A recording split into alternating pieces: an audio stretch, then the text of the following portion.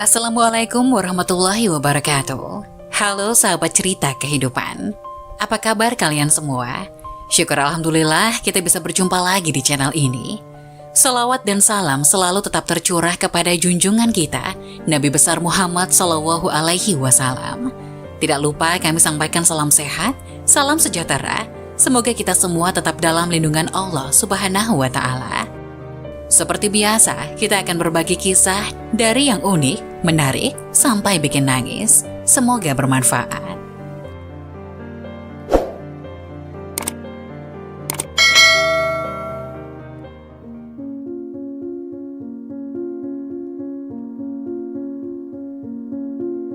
Astagfirullah, jenazah pejabat ini keluar hewan ini saat mau dikubur ada suara mengejutkan. Kisah yang akan Anda saksikan berikut ini adalah sebuah kisah nyata yang terjadi saat proses penguburan jenazah dari seorang pejabat yang berasal dari sebuah kota di Jawa Timur. Saksi mata dari kisah ini membagikan kisahnya kepada Kabar Makkah. Sang saksi mata menegaskan jika dirinya tak bersedia menyebutkan nama dari sang pejabat serta tempat tinggalnya, demi menjaga nama baik sang pejabat serta keluarganya yang ditinggalkan.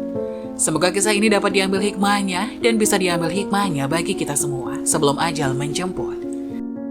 Kisah ini diceritakan langsung oleh seorang modin atau pengurus jenazah kepada pemberi kabar. Dengan gaya bertutur selengkapnya sang modin menceritakan pengalamannya. Saya terlibat dalam pengurusan jenazah lebih dari 16 tahun. Berbagai pengalaman telah saya lalui, sebab dalam jangka atau kurun waktu tersebut macam-macam jenis mayat sudah saya tangani. Ada yang meninggal dunia akibat kecelakaan, sakit tua, sakit jantung, bunuh diri, dan sebagainya. Bagaimanapun pengalaman mengurus satu jenazah seorang pejabat yang kaya serta berpengaruh ini menyebabkan saya dapat kesempatan istimewa sepanjang hidup. Inilah pertama kali saya bertemu proses penguburan yang cukup aneh, menyedihkan, menakutkan, dan sekaligus memberikan banyak hikmah. Sebagai modin tetap di desa ini, saya diminta oleh anak almarhum untuk mengurus jenazah bapaknya. Saya terus pergi ke rumahnya. Ketika saya tiba sampai di rumah almarhum, tercium bau jenazah itu sangat busuk, baunya cukup memualkan perut dan menjijikan. Saya telah mengurus banyak jenazah, tapi tidak pernah saya bertemu dengan mayat yang sebusuk ini. Ketika saya lihat wajah almarhum, sekali lagi saya tersentuh. Saya tengok wajahnya seperti dirundung oleh macam-macam perasaan takut, cemas, kesal, dan macam-macam. Wajahnya seperti tidak mendapat nur dari Allah Subhanahu wa Ta'ala. Kemudian saya pun ambil kain kafan yang dibeli oleh anak almarhum dan saya potong. Secara kebetulan pula di sini ada dua orang yang pernah mengikuti kasus fardu kifayah atau pengurus jenazah yang pernah saya ajar.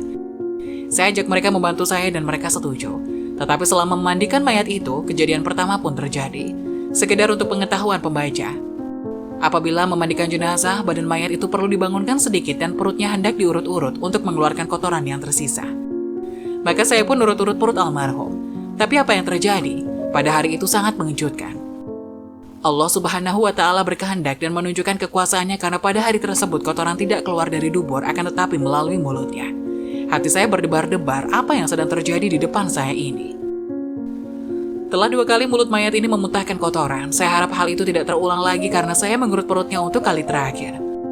Tiba-tiba ketentuan Allah Subhanahu wa Ta'ala berlaku. Ketika saya urut perutnya keluarlah dari mulut mayat itu kotoran bersama dengan beberapa ekor ulat yang masih hidup. Ulat itu adalah seperti ulat kotoran atau belatung. Padahal almarhum meninggal dunia akibat diserang jantung. Dan waktu kematiannya dalam tempo yang begitu singkat, mayatnya sudah menjadi demikian rupa.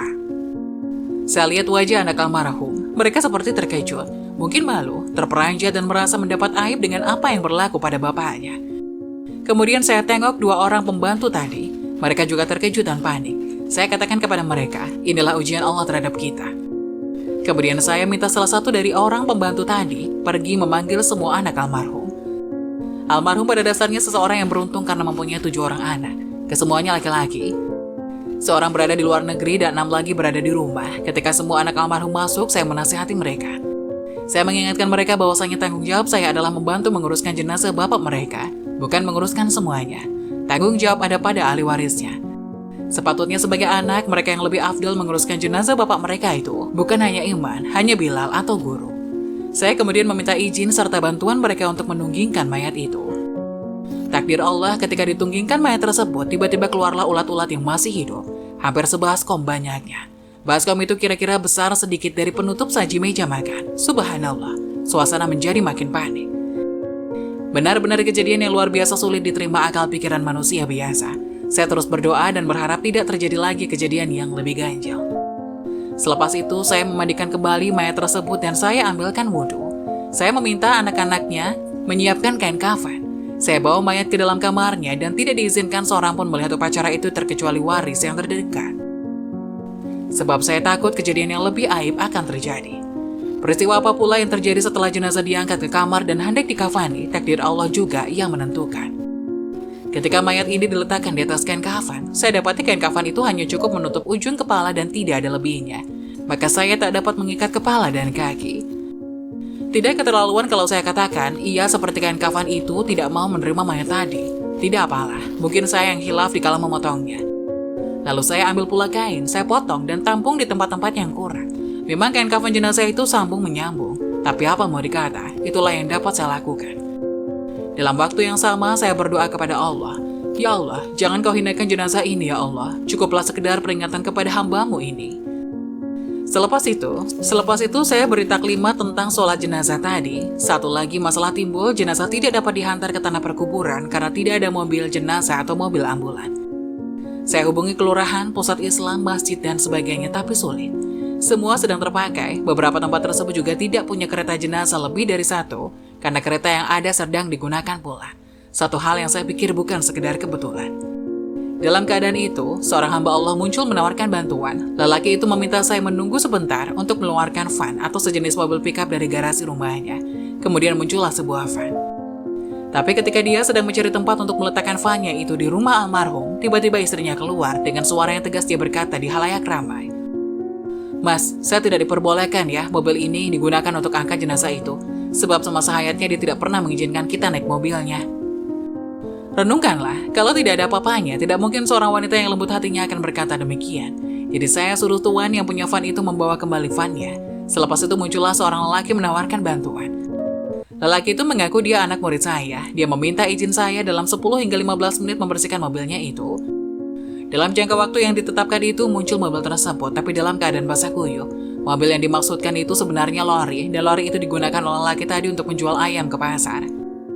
Dalam perjalanan menuju kawasan perkuburan, saya berpesan kepada dua pembantu tadi, supaya masyarakat tidak usah membantu kami menguburkan jenazah. Cukup tinggal di kampung saja akan lebih baik. Saya tidak mau mereka melihat lagi peristiwa ganjil. Rupanya apa yang saya takutkan itu berlaku lagi. Takdir Allah yang terakhir amat memilukan. Sesampainya jenazah tiba di tanah perkuburan, saya perintahkan 3 orang anaknya turun ke dalam liang dan 3 lagi menurunkan jenazah. Allah Subhanahu wa Ta'ala berkehendak semua atas makhluk ciptaannya berlaku. Saat jenazah itu menyentuh ke tanah, tiba-tiba air hitam yang busuk baunya keluar dari celah tanah yang pada asal mulanya kering. Hari itu tidak ada hujan, tapi dari mana datang air itu? Sukar untuk saya menjawabnya. Lalu saya arahkan anak almarhum supaya jenazah bapak mereka dikemas dalam peti dengan hati-hati. Saya takut nanti ia terlentang atau telungkup. Na'udzubillah. Kalau mayat telungkup, tak ada harapan untuk mendapat syafaat Nabi. Papan keranda diturunkan dan kami segera timbun di kuburan tersebut. Selepas itu kami injak-injak tanah supaya mampat dan bila hujan ia tidak mendap atau ambrol. Tapi sungguh mengherankan. Saya perhatikan tanah yang diinjak itu menjadi becek. Saya tahu jenazah yang ada di dalam telah tenggelam oleh air hitam yang busuk itu.